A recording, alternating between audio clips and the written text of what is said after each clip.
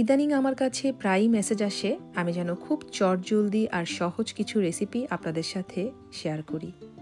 আসসালামু আলাইকুম। তেমনই একটি চটজলদি আর ভীষণ প্রেজেন্টেবল রেসিপি হচ্ছে এই তান্দুরি মাটন চাপ।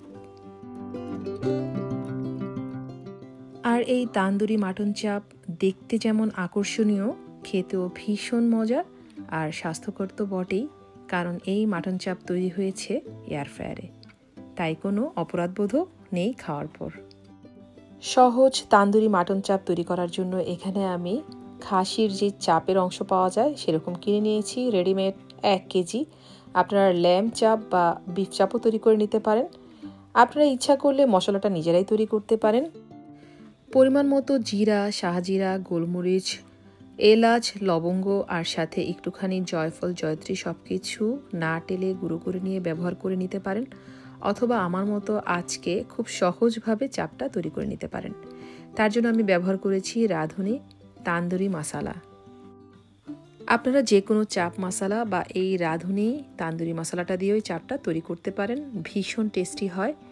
1 কেজি চাপের জন্য এখানে আমি এই মশলাটা দিয়ে দিলাম 3 টেবিল চামচের মতো। দিয়ে দিচ্ছি পরিমাণ মতো লবণ 1 টেবিল চামচের মতো। পরে টেস্ট করে আবার দিয়ে নেওয়া যাবে। দিয়ে দিচ্ছি ফ্রেশ আদা বাটা 1.5 টেবিল চামচের মতো, রসুন বাটা দিয়ে দিচ্ছি 1 টেবিল চামচের মতো, পানি ঝরানো টক দই দিয়ে দিচ্ছি এরকম কারি চামচের 2 চামচ। খুব মজার একটি টেস্টের জন্য দিয়ে দিচ্ছি সয়া সস প্রায় 2 টেবিল চামচের মতো। দিয়ে দিচ্ছি লেবুর রস প্রায় 1 টেবিল চামচের মতো। টেস্টটাও ভালো আসবে আর সুন্দর একটি ফ্লেভারও অ্যাড হবে এই চাপের মধ্যে।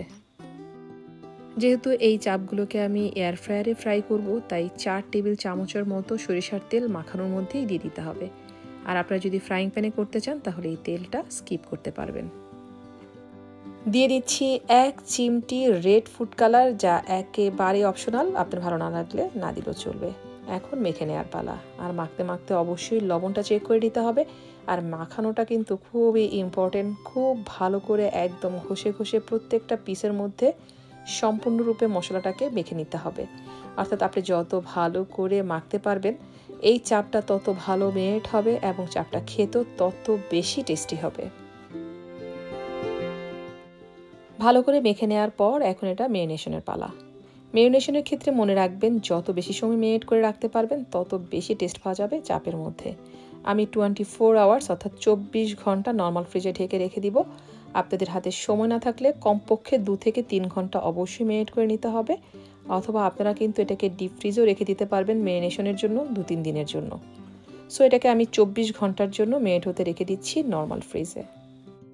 ঠিক 1 দিন পর, যেদিন আমি চাপগুলোকে এয়ার ফ্রাই করব, সেদিন এগুলোকে বের করে নিয়েছি নর্মাল ফ্রিজ থেকে।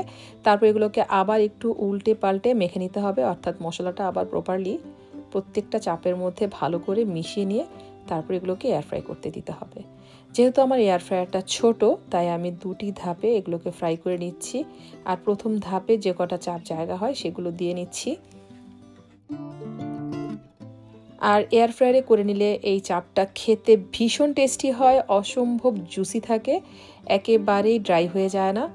এয়ার ফ্রায়ারে আরেকটি সুবিধা হচ্ছে প্রিহিট করার ঝামেলাটাও নেই, তাই ডিরেক্ট 180 ডিগ্রিতে 15 মিনিটের জন্য আমি চাপগুলোকে দিয়ে দিলাম।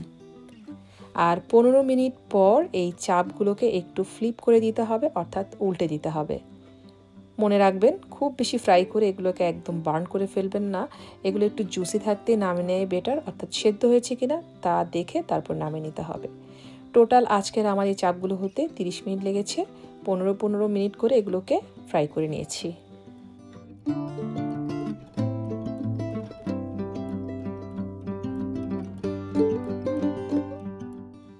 এয়ার ফ্রাই হতে হতেই ভীষণ সুন্দর ফ্লেভার পাচ্ছিলাম। আপনাদেরকে বলে বোঝাতে পারবো না এই প্রেজেন্টেবল আইটেমটা কত তাড়াতাড়ি তৈরি হয়ে গেল। আর স্বাস্থ্যকর তো বটেই, আপনারা দেখতেই পাচ্ছেন তেলগুলো কিন্তু নিচে জমে গেছে, তাই এই তেলগুলো আপনাকে খেতে হচ্ছে না। তবে আপনারা যদি এয়ার ফ্রাই না করতে চান তাহলে ফ্রাই প্যানের মধ্যে একটুখানি তেল দিয়ে এগুলোকে সময় নিয়ে একটু ঢেকে ফ্রাই করে নেবেন, তাহলেই মজাদার চাপ তৈরি হয়ে যাবে ফ্রাইং প্যানেও। আরেক ধাপের এই চাপগুলো আমি দিয়ে দিলাম এয়ার ফ্রায়ারে এবং এগুলোকে ফ্রাই করে নিচ্ছি। আর তৈরি হয়ে গেল ভীষণ মজার এয়ার ফ্রাই তান্দুরি মাটন চাপ। আশা করছি এই সহজ সময় বাঁচানোর রেসিপিটি আপনাদের সবাই ভালো লেগেছে এবং আপনারা এটা তৈরি করে আমাকে জানাবেন কেমন লেগেছে। আজকের মতো বিদায় নিচ্ছি, পরবর্তীতে আরেকটি সহজ রেসিপি নিয়ে হাজির হব। আল্লাহ হাফেজ।